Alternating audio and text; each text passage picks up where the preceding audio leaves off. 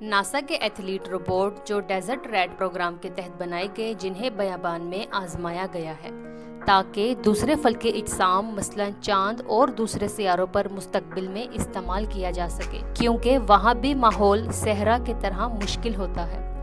یہ روبوٹ زیادہ بھاری سامان کو ایک جگہ سے دوسری جگہ لے جا سکتے ہیں۔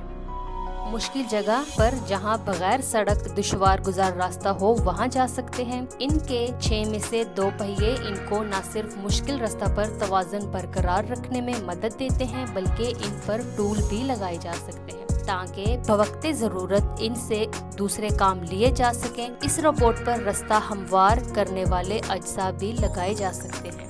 جس طرح گاؤں میں وسائل کم ہونے کی وجہ سے ٹریکٹر کو سواری، بوائی، ٹیوب ویل چلانے اور تھریشر جیسی کئی مشینیں چلانے کے لیے بھی استعمال کیا جاتا ہے۔ ایسے ہی ناسا نے ڈیزرٹ ریڈ پروگرام میں کم سے کم ریسورس استعمال کر کے زیادہ کام لینے کا ایکسپیریمنٹ کیا تاکہ چاند یا کسی سیارے پر مستقبل میں ممکنہ رہائش گاہ بنانے میں اس تجربہ کا فائدہ اٹھایا جا سکے۔